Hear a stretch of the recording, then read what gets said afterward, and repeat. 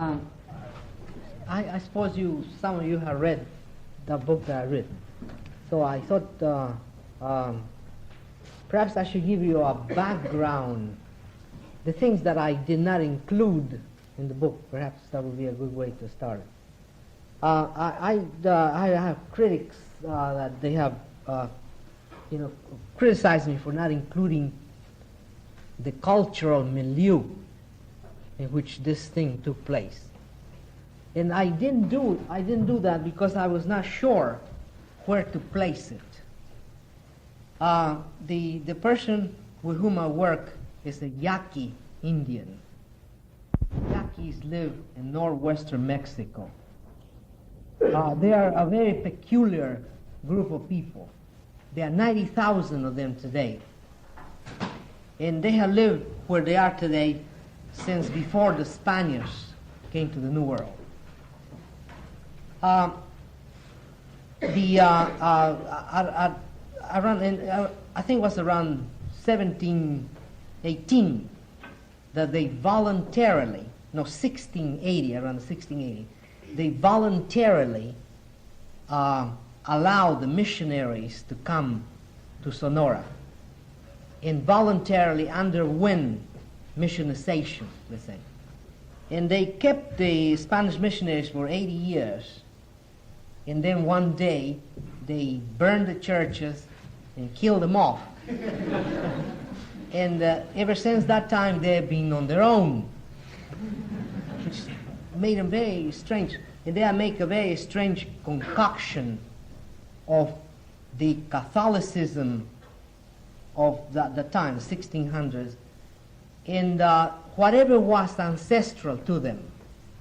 And today it's nearly an impossibility to untangle that, to disentangle that syncretic process, or that syncretic result.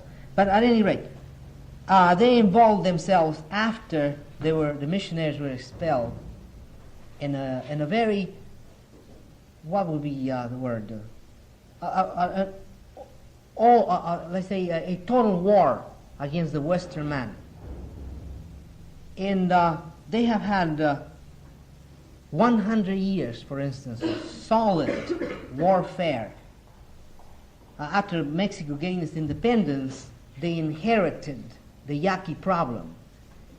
And they coped with it finally around the turn of the century by moving, you see, in full force, the Mexican forces, and taking the total Yaqui population and putting them in trains and boats and shipping them outside of Sonora. They shipped them to southern Mexico, to the states of Yucatan, and Oaxaca, and Veracruz. Don Juan was very young at that time. Don Juan is the man I work with, the shaman I work with. And he was very young at that time, he was a child.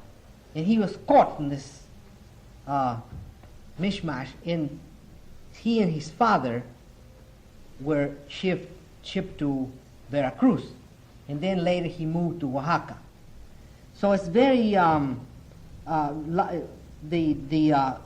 feel today that if I want to place this shamanistic tradition in a cultural milieu, I would have to make a sort of I would have to mix whatever it's Yaqui in something in central Mexico. Don Juan learned his tradition, or whatever I call his tradition. He learned his knowledge of sorcery in Oaxaca. Therefore, he goes every year to Oaxaca in order to collect some hallucinogenic mushrooms that are very important in elucidating his knowledge. Those mushrooms do not grow in Sonora. They grow exclusively in Oaxaca. And the whole tradition of the mushroom cult, comes from that area. He uses also a cactus, Lophophora williamsi, the peyote, commonly known as peyote, which grows in the northern part of Mexico. And it's my belief that Don Juan has made again, like taking perhaps the Yaqui format or syncretism, since the Yaqui Yaquis already had made this syncretic process, amalgamating Catholicism, whatever was ancestral to them.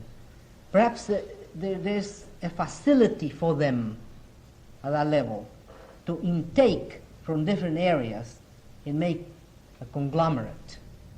And perhaps this knowledge it could be classified as belonging in essence to the Yaquis. It's the Yaqui spirit. The Yaquis, like I was saying, and perhaps I should continue this, they are warriors. And at the turn of the century, they were defeated by the Mexican forces in actual battles. And after they lost the battles, then they were disintegrated as a nation. They stayed in central Mexico for 40 years. And then after the war, Mexico is sort of a herald of democracy among us, the Latin nations. And what was very critical at the time after the war was what had happened in Europe. Hitler moving populations, you see, displacing them. And then all of a sudden the Mexicans realized that they had done the same thing with the Yaquis. So they brought them back again to Sonora. They round them up again and back to this reservation, sort of. It's a large area that they constructed as a reservation. And they have maintained, you see, the original land. The Mexican government allowed them to come back again to the core of the ancestral land. It is composed of 8 towns. And they have, but by the time you see the Yaquis were gone in 40 years, the Mexicans have encroached on the land. They have subdivided it. It was open for colonization or something like that. And now that you have the problem, you see, of Mexican populations living next to Yaqui populations, but they do not mix. And the Yaquis are very, they say, famous for the sense of aloofness. It's very hard to get to them, very hard to know them, very hard to work with them. It's especially hard for me, because although I come from Latin America, I look like a Mexican to them. I'm a Mexican, and they call them Yoris. It's a very despective term. You see, terribly, it's a terrible word. And it's very difficult for me to get, it would be easier for an American anthropologist, for an Anglo-Saxon anthropologist to come to the Yaqui land than it is for me. For me, it's nearly an impossibility. And the only way that I have halfway enter into it is through the auspices of Don Juan and his son. And they halfway tolerate me. They don't know what I'm doing anyways. They have this weird conception that I may be a spy from an American mining company that has been... and the funny thing is that mining company has been trying to get into Sonora to exploit the copper ores of some of the Yaqui mountains since 1947, the time the Yaquis came back. And the strange story is that there's no mining company that ever tried to exploit the ores. It's just an illusion, the Yaqui mine. But anyway, I'm the spy of that imaginary company. So they tolerate me in some way. By now I think I don't bother them too much. But it's terribly hard to get to know the Yaquis. And I think it's the result, the reason for it is their endemic warfare against the Western man. But that's the Yaqui spirit. They are truly warriors. Not soldiers, because they are not disciplined in that sense. It's another concept. And what I have been trying to do, then, with the book that I published, in the whole work that I've done, is trying to get into the cognitive system. First of all, old Don Juan, because that was the person I worked with. And see if by doing that, I would have been able to determine, let's say, a cognitive map of what is the Yaqui spirit. Whatever Don Juan talks about as the spirit, a warrior spirit.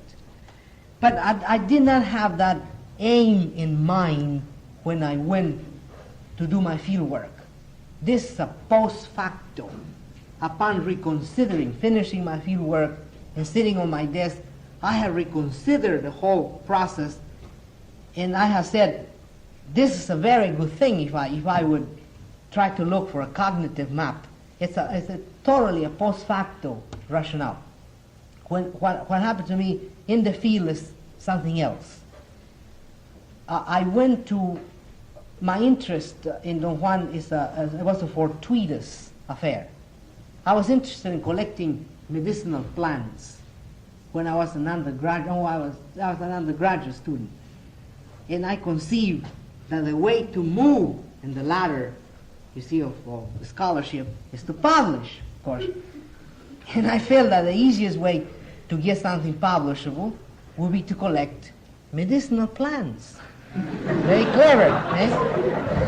And well, all you have to do is record the name, procure you a dry specimen, have it identified in the botanical garden, and write whatever they say about it.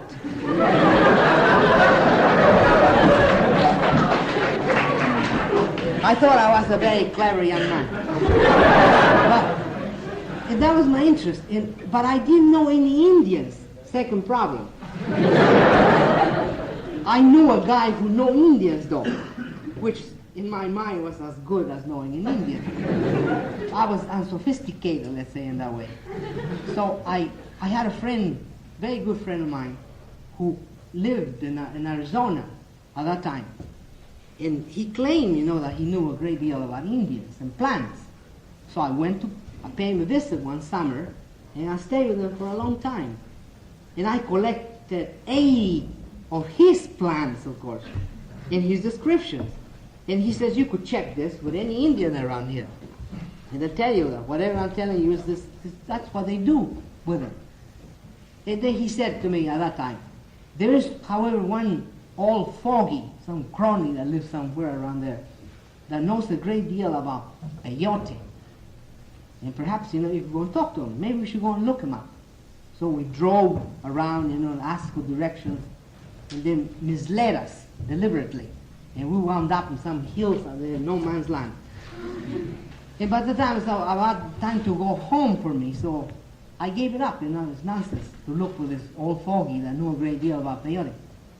And so I was about to take the bus to go home when this old man walked into the Greyhound depot. And this friend of mine says, that's the Indians, that's the old man. And he went and talked to him. This friend of mine have this, in me, we have this strange relation. He pretends to speak Spanish. He says glossolalia, he just talks in tongues. And then over a period of years, at first it was a joke, and I tag along, telling, answering him in Spanish when he was just, giving me this jazz, this talking in tongues to me, pretending that was Spanish, so somebody else could hear it and think that he speaks Spanish. So at first it was a joke, but then he believed that he speaks Spanish. He got to really believe that. And he's embarrassed me to no end, I'll tell you. Sometimes he hits me, with people important people perhaps that I don't want to fool around with, and he speaks to me in Spanish. Horrendous. And that day he hit me with that. That was his pitch. He went and talked to this old man in Spanish. And the old guy laughed, I was listening there, and it was pretty funny. What he said was preposterous, he was making up words. And then he left me. He talked he took quotes. He talked to the old Indian in Spanish, and he turned around and left. And then I was standing with this old man, And he was laughing, you know, it was very funny. I liked him. I noticed that he had a nice sense of humor. And then I made my pitch, my anthropologist pitch at that point. I decided that perhaps that was the man I could turn into a key informant. But how do you proceed? You see, I was inexperienced. So I decided that the only way to do would be to sell myself to him and tell him that I knew a great deal about peyote. And I told that. I says, listen, I know all there is to know about peyote.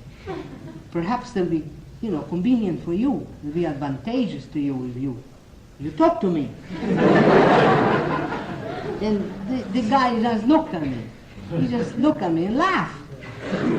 But there was something very peculiar about the way he looked.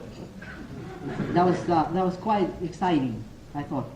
Because, you know, I'm a little persistent, perhaps because I'm short. You learn to be, you either crash or you learn very funny mechanics, you see. So I'm very persistent, and I'm not dissuaded too easily. You had to clobber me on the head to dissuade me. But this guy stopped me by looking at me. That was weird. No, there was something wrong there. I mean, I felt I recorded my body recorded something wrong. Very weird. Yeah, I'm not given to, I'm not a mystic man, see, at all. I'm very pragmatic. I proceed in specific ways. And I'm not scared that easily. But how could this guy stop me just looking? That was something strange. And then he said, yes, perhaps you could come and see me sometime, you know, maybe we could talk in my house. And then again, this son says, oh, there's my bus. He just got out. There's no bus out there. He just said that to me. I think he cut me off. So I came back to see him because he interests me personally. It was an interest, personalistic interest. And I came back in 6 months later. I came back and looked him up, and he had moved from Arizona to Sonora. And I found him, and we got to talk. You know, and he was very amenable man. There's some very peculiar sensation of control about him that I noticed at that time. It's very nice to be around Don Juan. I don't know what it is, but he makes me feel complete, very nice, concise. There's no loose ends. There's no fretting, no excitation, unnecessary excitation. Yet he's capable of exerting himself dramatically to a fantastic point, which is the opposite of what I find in my time, or what I am. I fret. I've been described by a friend of mine as being as nervous as the cockroach. Perhaps he's right. You see, I'm very nervous, and yet there's no conciseness about me. Perhaps that's the reason why I like Don Juan. I like his touch. And I came to see him over and over for a period of a year. And I had developed in this year this sing-song, this slogan. Every time I saw him, I said, when are you going to teach me about peyote? And he would laugh, you know, discard my question. Until one day he took me up on that. And that was the beginning for this strange thing that was this apprenticeship to his knowledge, or I became an apprentice, not quite of his apprentice, I feel, but it's an apprenticeship to a system, to a way of being. And after 4 years, I withdrew from it because it became threatening, became too anguishing. And as perhaps, you know, ones who have read this book that I've written, Don Juan used 3 hallucinogenic plants in order to teach his knowledge.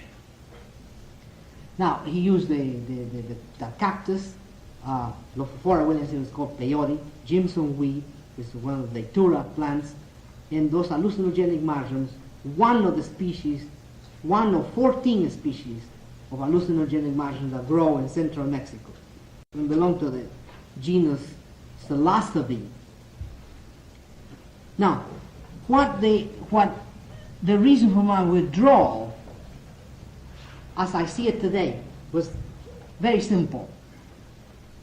We have a picture of the world that has been given to us through processes of socialization. And then we have a preconception already ingrained in us of what the world is like. And we call that reality. The reality of everyday life. It's the world taken for granted, that we assume it's there.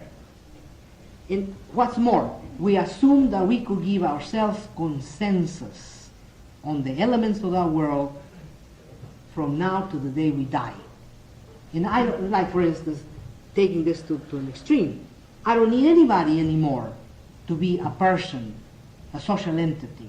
I could be all by myself. And I have myself and the idea of the group. You're absent. I'm all by myself in the universe, in the world. All I need is the idea of you. And that serves as that allegedly makes a group. Meaning, I could give myself consensus because I have already learned all the consensus that came from you, the group, at one time in my processes of socialization, my growing up. And at this time, I'm an adult. I assume that I need nobody else to tell me what is real. So the force of the world taken for granted is tremendous. We never doubt that. However, under very precarious times sometimes, perhaps circumstances, very precarious circumstances, we get to doubt. And that is a blast. And what happened to me was precisely that. Don Juan had to steer me.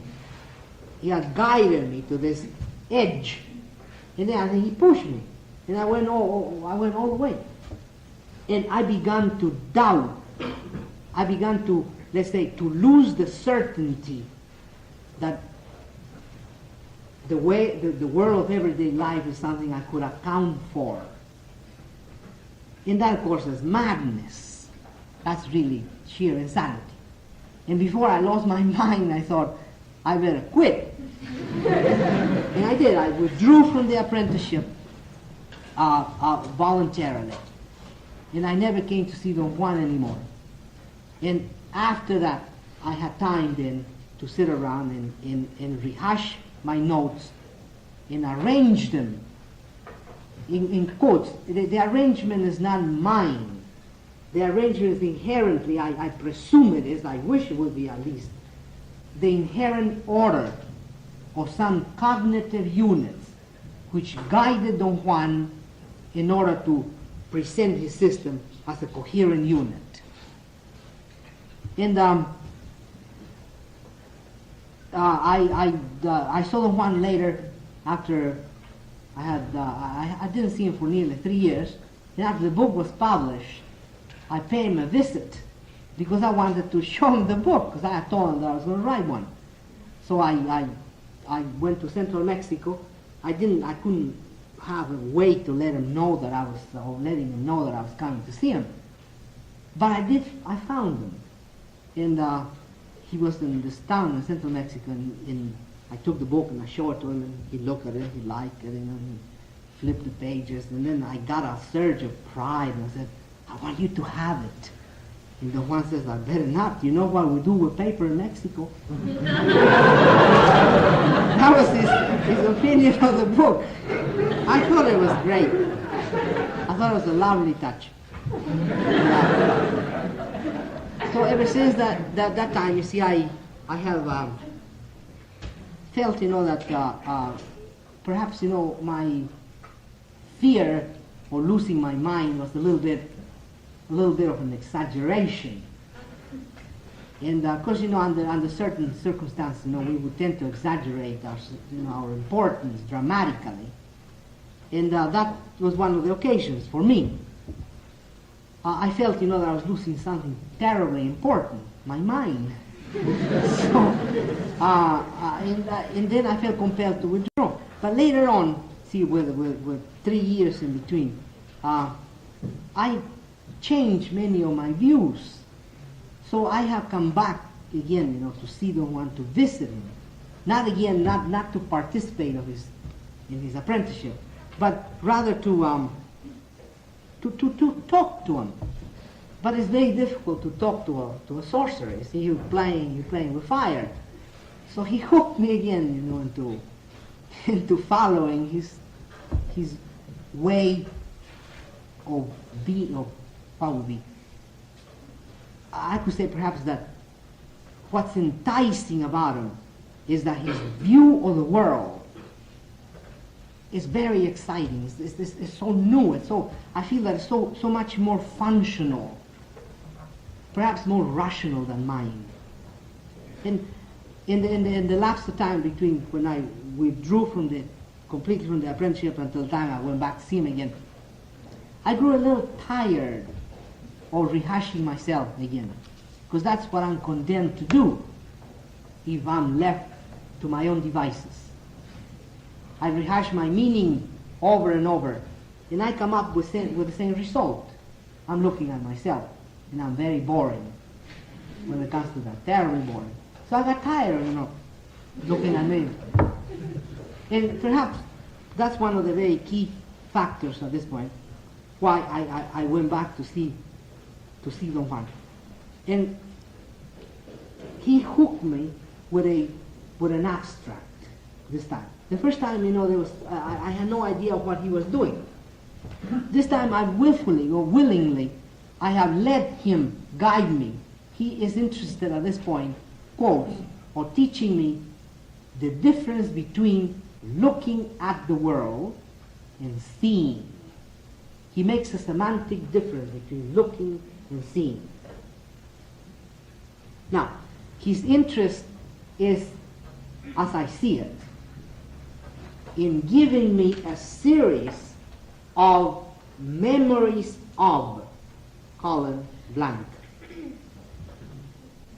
Now, when he says, for instance, that one, or that a sorcerer could turn into a crow, he's giving me a unit of meaning, turning into a crow, for which I have no equivalent.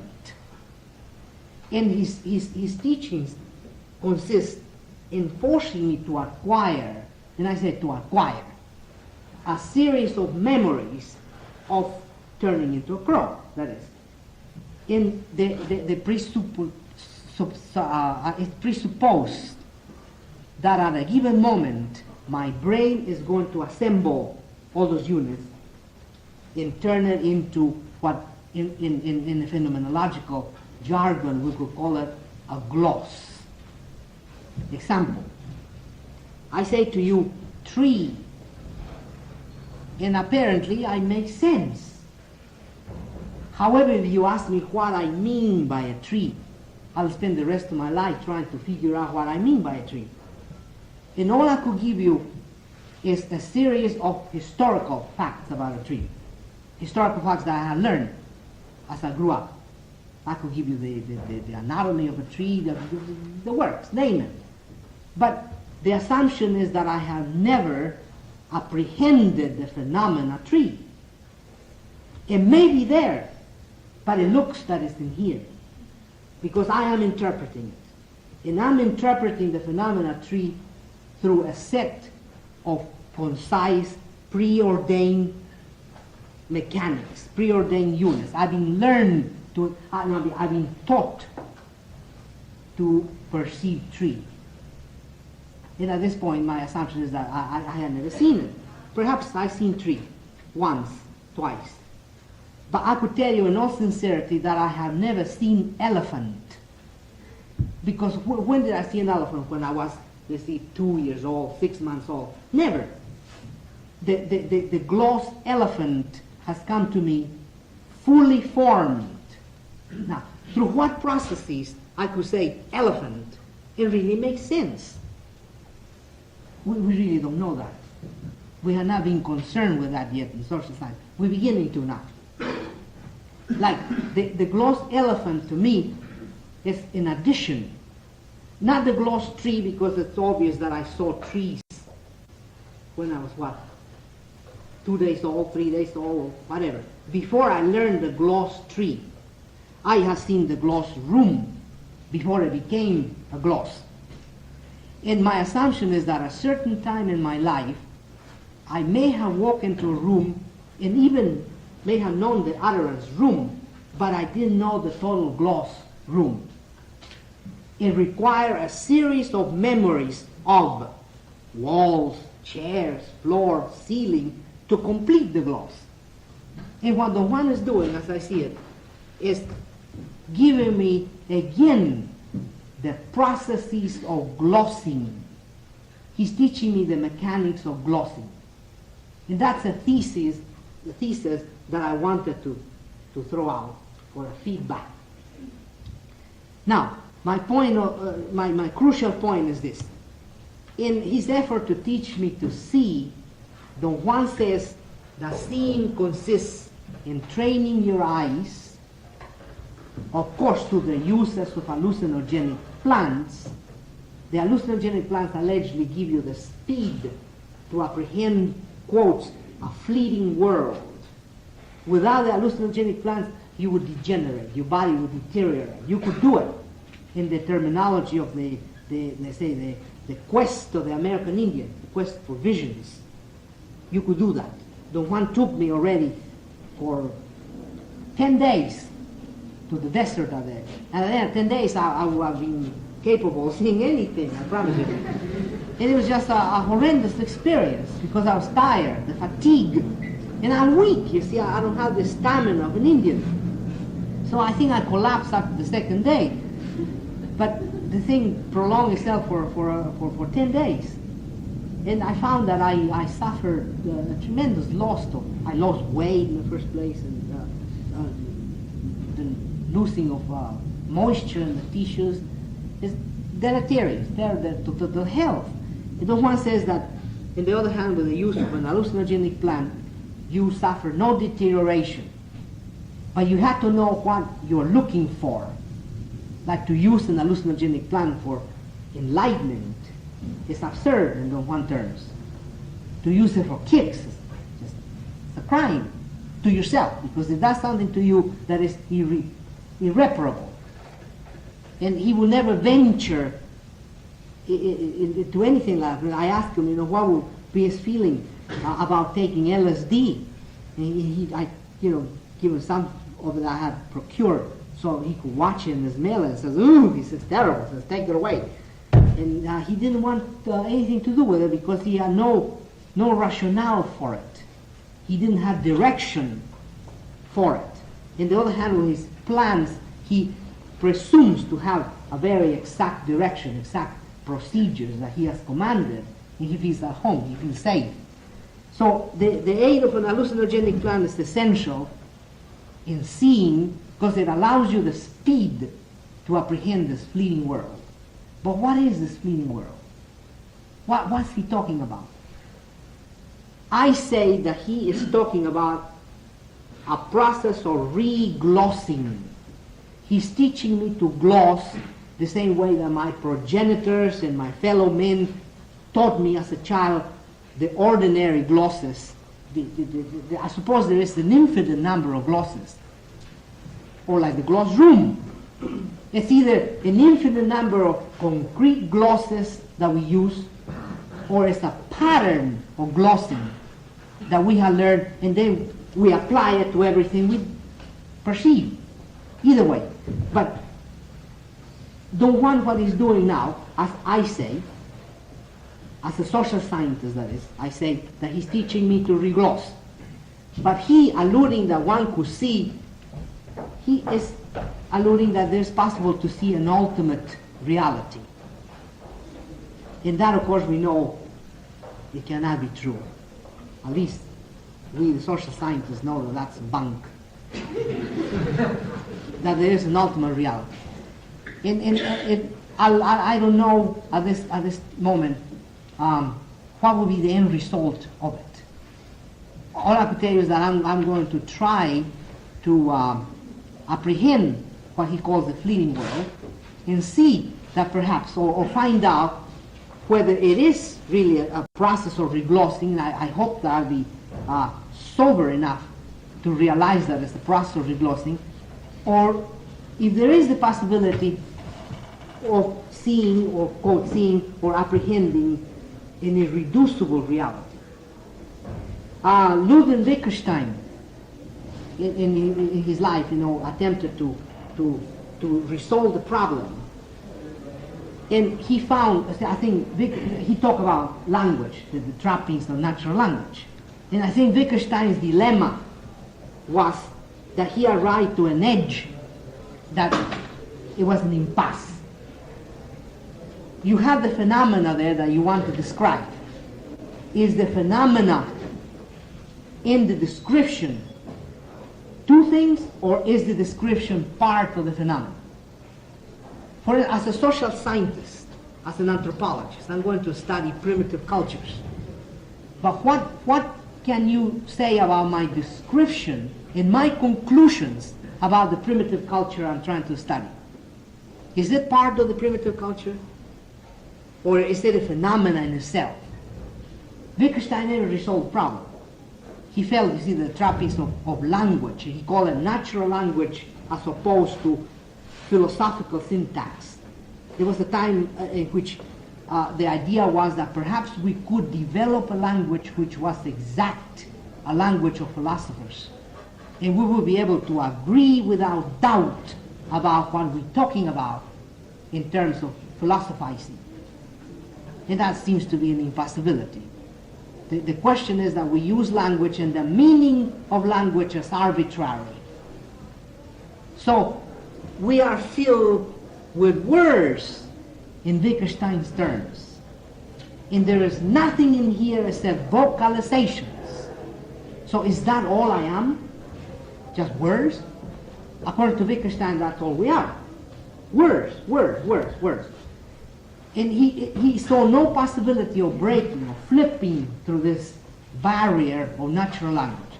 However, Don Juan, very strangely, coming from the outside, you see, we should tend to believe that, you see, that only us, the Europeans, are capable of rational thought.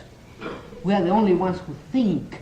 The rest of them are just greasy Indians, nothing. But we are not considered them seriously. And it's a very strange development. I have read, in fact, I have finished this manuscript on singing. And I like to start it by quoting an inquisitor, a Spanish inquisitor that came to the New World in 1572. And he wrote a fantastic treatise in how to exterminate idolatry. And he says that the American Indians, they claim to have powers to divine. And with the aid of some diabolic seeds, they really succeeded in divining things, he said. And to his knowledge, he cites 3 cases in which he really corroborated this divination power. And then he concludes with a parenthetical statement. He says, however, the Lord Jesus Christ is missing in this system. And I must conclude that it's the work of the devil. It must be exterminated. And he throws that out of the window. But oddly enough, we do the same thing today with our scientific method. And the idea that trivial models equivalent to how many angels sit in the head of a pin should be thrown out because they are meaningless. And then by some process unknown to me, we lump everything that is being done by non-Europeans in the realm of the trivial models, and out they go. Like what the American Indian has done. We don't take it seriously. Not really, we do an oddity, but not as serious as Kant, not as serious as Husserl, or Wittgenstein. Never, never. And my proposition was that perhaps maybe we should attempt to take them seriously. Like what Don Juan is posing to me as a man. You see, the crux of the matter is that I am a man who's going to die. I cannot avoid that. Therefore, my very short period of consciousness is terribly important to me. And as a man who's going to die, what Don Juan is posing to me is monumental, because perhaps he's giving me the opportunity of breaking the barriers of natural language. Don Juan, I have been criticized for this book that I've written. It says that it's hardly believable that an Indian would speak that way. Perhaps me, who concocted all this. I mean, did he really say that? That was the question. And I say, he said that. It's very simple. Don Juan deals with an area he calls seeing, an area of ambiguity from the standpoint of natural language. In that area of ambiguity, there are no glosses that he could use to describe or to analyze. If there are no glosses at his disposal, he has to make use of metaphor, therefore art, in order to convey meaning. And therefore he speaks beautifully, because he doesn't know what else to do with that area he calls, quotes, seeing. And maybe that is the crux of the matter in terms of the trappings of natural language. Perhaps if we are right to that area for which we have no gloss, we'll be able to flip the coin, bypass the impasse that supposedly has finished all the philosophers. Because they all arrive to the same vicious circle. Some of them are wise, quotes, wise enough to say, let's stop here and let's just consider our gains. And Santayana calls that, he says, I know that what I'm doing is right because of animal faith. And that's the end of it. But he doesn't want to go beyond that because he knows that he will be, again, in a vicious circle going around and around without any solution. And I say that stems from the fact that he, or all of us, we are rehashing glosses that we know so very well. Maybe it's high time to see, quotes, or to envision life from the point of view of an alien culture that has given us a solution which is non-European. Perhaps Don Juan is giving me a series of shamanistic glosses, or maybe not. Maybe what he's teaching me to do is to de-gloss. So that's the thesis that I wanted to propose to you for your examination. And see what you say about it. Now, if you ask me some question, you will have my motor going. You characterize Don Juan as a man living roughly in an alien culture. There's his people and his way of life doesn't predominate in Mexico, but he's able to live within that, roughly speaking, alien culture. Now, when you've gone down there, you've said that he teaches you to rehash glosses, or yes, perhaps get you to a point in which you don't have to make glosses, you yes, just have an experience. And you characterize this as more exciting and perhaps more rational than your own yes, way of life. Yes. Now, did he teach you anything?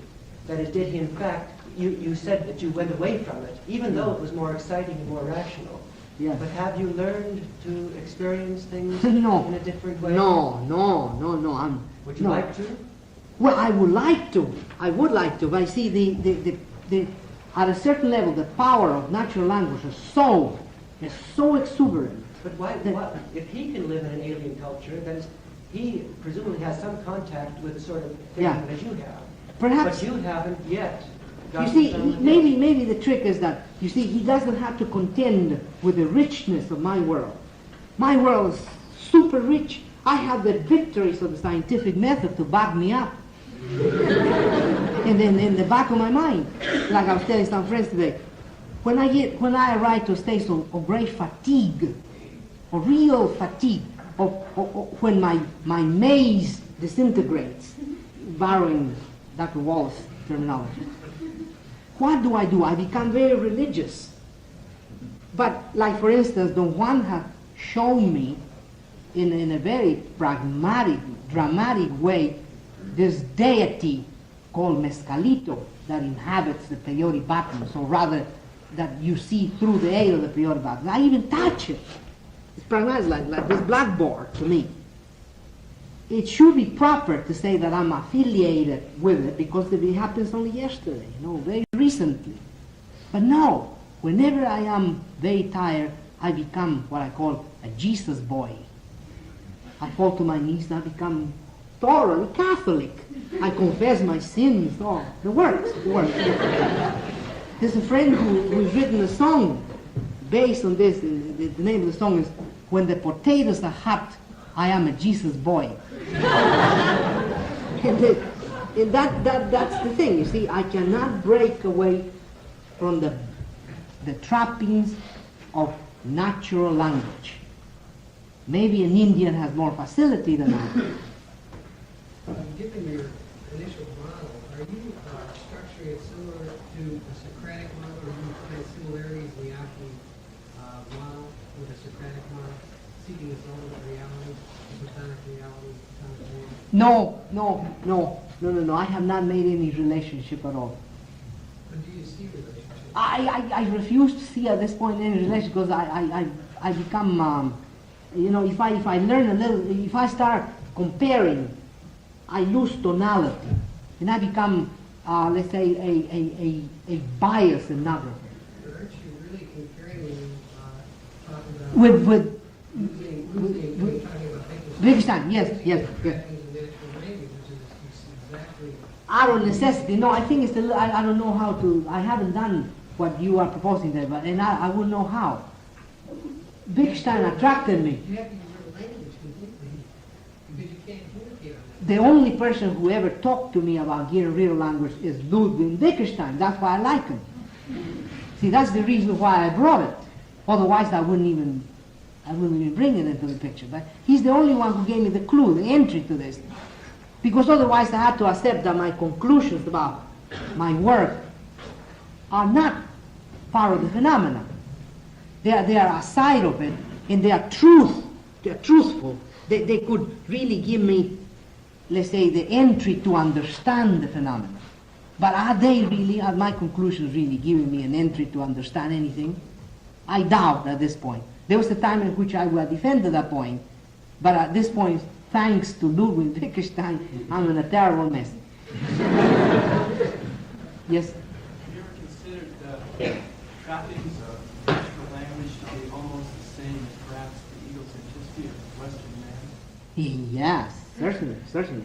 I was in fact talking today about and Don Juan's been telling me this for years. The idea that I have to lose importance.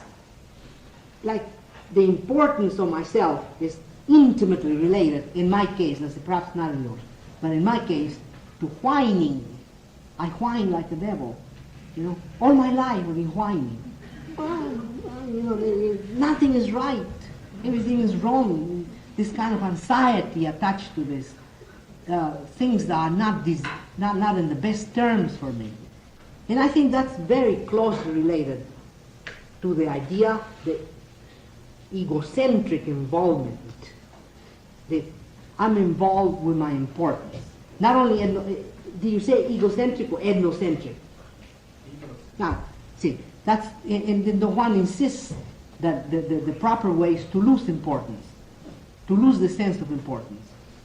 And he claims to have lost completely the sense of importance about his ego. And yet he's capable of functioning in the world. And he functions in the world via another unit of meaning that is truly incomprehensible to me, although he has attempted to explain it to me. He calls it controlled folly. And he says that the only way he could involve with his fellow men is through the means of controlled folly. And he told me this in 1964. And I never hit upon the idea until now. Now, 1969, only 4 or 5 months ago, I read my notes, my old notes, and I went back to ask him. I said, well, what is controlled folly? And he nearly fell back laughing. He hit his leg and says, I'm so glad that you asked me about that after so many years. Although, if you have never asked me, it wouldn't have mattered. Yes, yet he says, I pretend, I act as though it is important and it matters, and yet I know that it doesn't matter. That is control folly, he said. So it was sort of gibberish for me. And it's the idea, he says that he deliberately involves himself in an act, and he acts it truthfully, not in a phony way.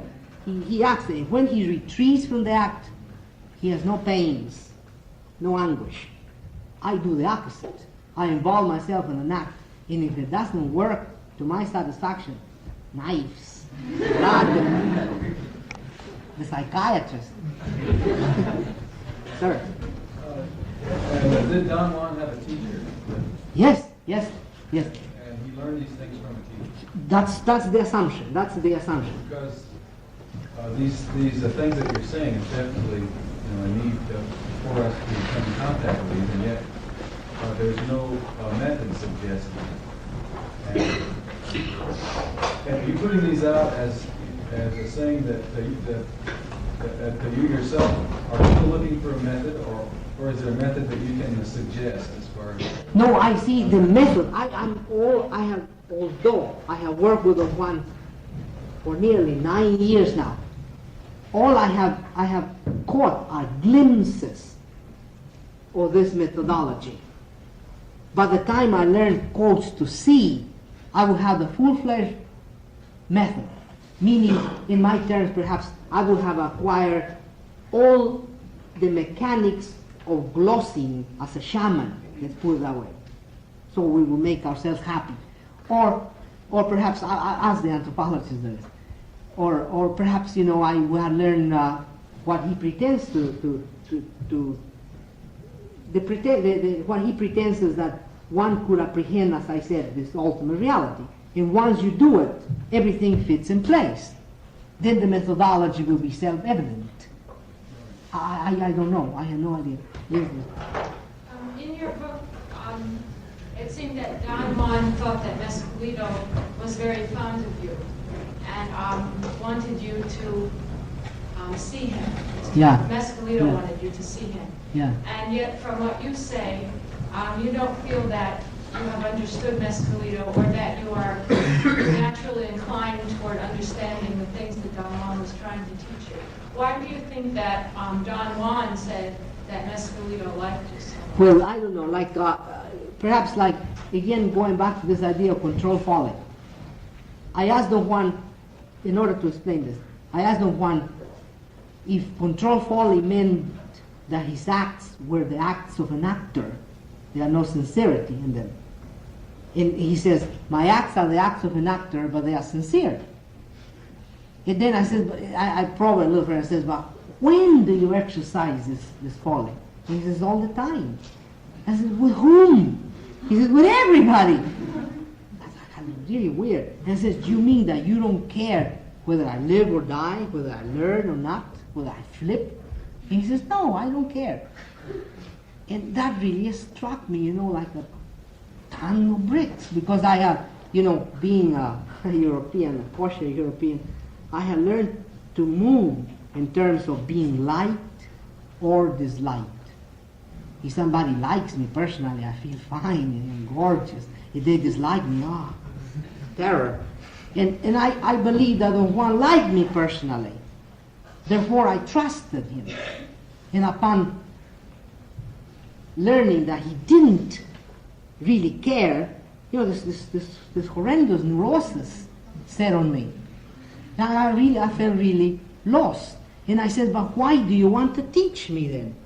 And he says, I don't care. It's not my doing. He says, you were pointed out to me by this deity contained in peyote. And he says, I don't know his reasons. He must have some reasons for it. Therefore, it's none of his business. Really. The one's business is to acknowledge this supernatural omen and proceed according to his beliefs. You see that you have to transmit it. But it's not really his will. It's not his volition. And the reason why I'm not, let's say, perhaps the trappings of my European socialization, my Western man socialization are so profound that there's no way to break them. except intellectually. Now, if I knew that I'm going to spend my life in a classroom teaching and never again end up in the desert, I could say anything I want. But you see, after I talk to you, next week I'm going to see Don Juan. And everything smack against something. The tremendum. I cannot lie. You see, I don't feel, I feel incapacitated to construct anything of my own. And if I don't understand, if I have no affinity to the deities he's talking about, I better say that I have no affinity to them, because this is something that is very, very natural for me. Maybe I didn't answer the question, did I? Yes. You said that he does not care about himself or about you or about other people, and that the acts that he's going through and does are a sort of absurd happenings. Maybe the 20th century literature presents happenings that are absurd, that you cannot explain, but they do happen. Yes. What really has anything any meaning to him? What about the whole world, like No. unity? No, I think, maybe we could find, let's say, an attempt to an explanation in the mythology of the Siberian, from where the word shamanism comes, and allegedly the total syndrome of shamanism may be alluded to happen in Siberia. They have the tale, that a shaman goes to the netherworld before he becomes a shaman, finds a spirit helper that kills him, dismembers him, and boils or eats or different processes the flesh out of his bones. And once the bones are clean of flesh, he assembles them back and puts the man again into the world as a non-man. What would it be perhaps pertinent would it be to explain that in terms of meaning? What would happen to a sorcerer if he robs allegiance to meaning? If he learns to subtract allegiance, he becomes a dehumanized person. No longer a human being in the terms we understand. Rather, no longer a person, no longer a social entity. What makes us social entities is that we believe that the meaning of certain things are important to us. We are aligned to meaning.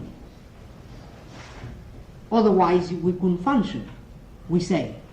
However, Don Juan has no allegiance to meaning. He may have an allegiance to a super order. I don't know that. I really have no idea. My judgment would be that his allegiance is to the super order, the shamanistic super order. But I have problem in that line. He says that that's not so. That he has no allegiance. That nothing is more important than anything else. Insisting nothing is more important. I say, when he said that, I said, do you mean that everything is worthless? Because that's my cognitive reaction. If something is not important, something is equally important, that means I'm worthless. And he says, no, I didn't mean worthless, I mean unimportant. Things were unimportant because they were equal. Thus, only through the offices of controlled folly, he could embark himself in interaction. That's the meaning. It's a very difficult thing. I have not really understood what he meant. I'm rendering as exact as possible what he said, in the hope that I'll be able to come up with some. What's your birthday? What's my what?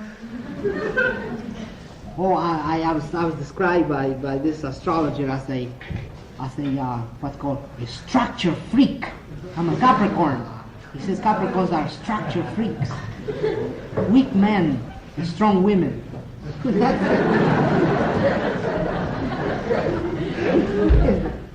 you're doing is exercising folly right now. No! I'm very serious because I really would like to get. You said you didn't understand something, you played a whole rap on it, so I understood every word of it, then you said, I don't understand that. No. You're exercising folly. No. You see, I really don't understand how one who really divests intellectually. Of course, I do the same thing that you do. I understand what Don Juan is saying. He's verbalizing something that is very neat to me. However, let me proceed then and embark myself on control folly, and I fall flat on my face because I cannot rob importance to things. I become passionately involved. Consciously, you may not be doing it. But subconsciously, you must be.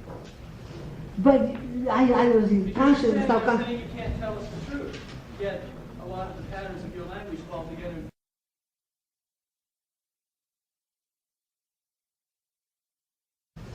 But I was Because conscious you're and self-conscious. saying you can't tell us the truth. Yet, a lot of the patterns of your language fall together in patterns that are the truth. The are or the aren't? That are. Maybe I didn't explain it correctly. To for me to know something means that I could repeat that at any given moment. And if I want to proceed exercising control folly, I couldn't even go to the corner. I get trapped in meaning immediately upon my, like for instance, what? I cannot even conceive, sincerely, I cannot conceive one instance in which I did not find the instance meaningful. That's what I meant to say. Let's see if I understand. You mean by control folly might be making an arbitrary choice to act and then following upon the consequences of that from then on? Something like that. Although it's arbitrary in the sense that it follows, let's say, the one has already a cognitive system that allows them to choose. I don't know what it is. I have no idea what guides don't want to make a choice. He says that his guide is that he wants to take a path with heart in whatever he does. Whatever the choice is, has to be a path with heart, meaning an alternative that is amenable to him, an alternative with which he could identify without harassment to himself. And then he follows it because it cannot lead anywhere anyways. Yes. Yes, I was referring to. Yeah. I don't think his hand is up. Oh. That's very good. Great. I had a question. Yes. I'm not clear on what you said. I'm not sure I understood the apology. You said at first that you gave it up because of fear of going mad, or going into madness, or put it. Then you reconsidered and wanted to go back again and try this again. The question is, why is it a question of madness at all when one is free, so to speak? Well, that I cannot decide that. You know, I have already learned to understand the world in specific terms. And whenever you start losing the certainty, the accountability for the everyday life reality, you are mad. That's what I've been told. And I had to repeat exactly. Well, I don't know what. I don't know how. Do you mean to say that perhaps we could set up an arbitrary rationale? Well, I'm talking about the non-linear reality that you're talking about. Yeah, it is madness. You see, from a strict. From our level. And that's the only level I have. You see, it's the European level. Well, that's not true. You just contacted another one of them. Intellectually, I do. Emotionally, I'm still in Europe, kosher Europe, in fact. Yes. Well, the implications are that when you as an anthropologist go into this field situation, you start out with your hypotheses and with your methods pre-formed and all of your glosses intact. And if you were to go into the field with these methods to gain data to fulfill a hypothesis, you would of course find them. And you find it in several years, be not touched by the culture or the person that you're dealing with and come back. What you're attempting to do is to sink into, as it were, the worldview. Now what happens if you succeed in utterly sinking into his worldview to your models? Will you be able to communicate with us at all? Well, about certainly. The same process that he does, or is there some model which will somehow translate in a very facsimile of what he's trying to say? Perhaps, if we want to be truly scientific, think of this possibility. Perhaps if we could map a system of glossing which is proper of us, the Europeans, and then a system of glossing which is proper of the culture we're studying, and see where they overlap. Maybe that's the only thing that could be assessed, is that overlap. Because I go already with my preconceptions.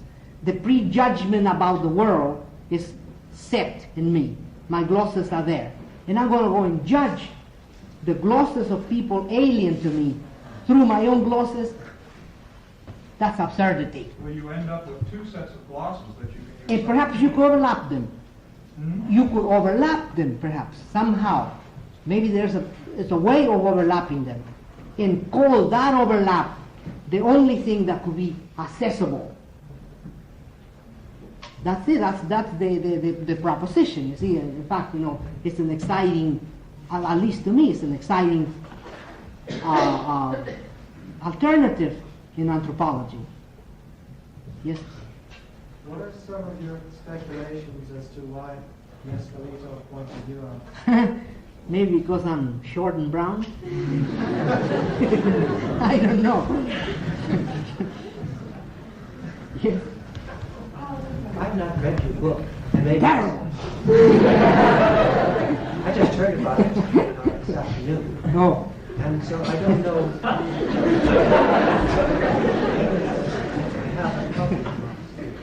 I don't know a lot of features of this man's life, but I'd like to ask you a question about it. You seem attracted to his way of life in certain ways. Yes. And he's a man who knows something about your way of life. Oh, yes. Yes. And he seems to not do anthropological research, say in America or other places, because from what he knows enough, presumably. He's not doing research. No, he's not a European. He's not interested in assessing Well, I have two all questions. people. One is, would you like to universalize his behavior? Does he behave as a human being, insofar as your conceptions of human beings' behavior is concerned, Yeah. in such a way that you'd like, for example, him to be president of Mexico, or president of America? No. Or suppose, for example... President of the world. No, you can't. What would happen? That's only... What would happen if Mescalino told him that he had a mission, say, to teach in America? One, how long would he last outside of the loony bin? And Oh, two, not even 2 hours. However, Don Juan says that, he says that his life is an exercise in a strategy, as opposed to mine, which is an exercise in meaning. I don't watch, my units. I don't set up my life in strategical terms. That's why I get clobbered every turn of the way. I haven't even gotten my PhD yet. I doubt that they'll give it to me. There's an example you see of complete idiocy in the sense of not really setting up my world in strategic terms. For Don Juan, that's unthinkable. Don Juan, if he would tackle the problem of disseminating his knowledge, quotes, he would tackle it from the point of view of a strategist, not a saint, not a philosopher, just a strategist, a plain strategist. I asked him once, you who live so strategically, what will happen to you if somebody is waiting for you with a powerful rifle with a telescopic sight, you see, and ambush, ready to ambush, you have no chance. And he says, I won't come around. So that was it, you see. And he gave me a very exciting unit of meaning, not to be accessible. Think about that, because I am accessible. I stuck my neck in and chop it. And that's what we do. We stand in the way. We love to be clobbered. The one is not accessible. Therefore, not to be on the road is the Spanish translation, or whatever he said. Not to place yourself on the road. So I suppose that he will not. I don't think he will tackle the idea of being the president of Mexico. But if he does, I think I suppose he will proceed again in a strategic manner. Is that because, I mean, people have strategies only when they have ends fixed? No, When they know what they no. want, then the only question remains is the means of instantiating their ends.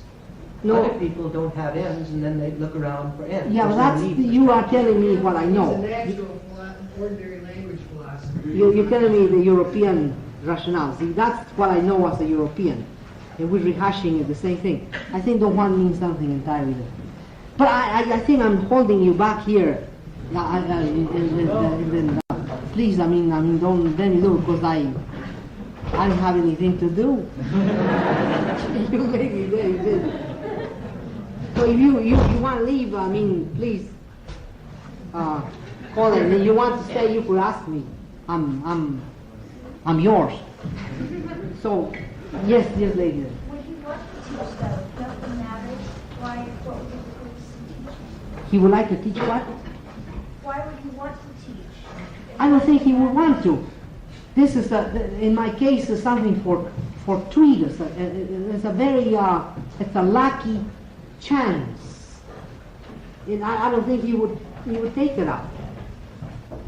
I doubt very much. Yes. You said you spoke to him about LSD. Yes. Did you speak to him, or did you carry on any dialogue about any other hallucinogenic drugs besides the three? No. He doesn't know any hallucinogenic. Like such as marijuana or No. He doesn't know marijuana either. No. Is it correct to say that you were trying to analyze the cognitive process with the cognitive process? Yes. Unfortunately. Does Don want to do this, or does he do the opposite? No, he doesn't, he's not trying to analyze anything. He's not trying to analyze what he has experienced. Because simply, I think, like I said, he has no natural language to cover it. So for him remains phenomena in itself. Do you think Don Juan would say that it was possible to analyze the cognitive process? No. That's my folly. Purely mine. Yet, I wouldn't know how to stop. That's my problem. But falling free, when you're talking about falling free, be arrived at only by releasing your hold on the cognitive process? I suppose so. That would be a good...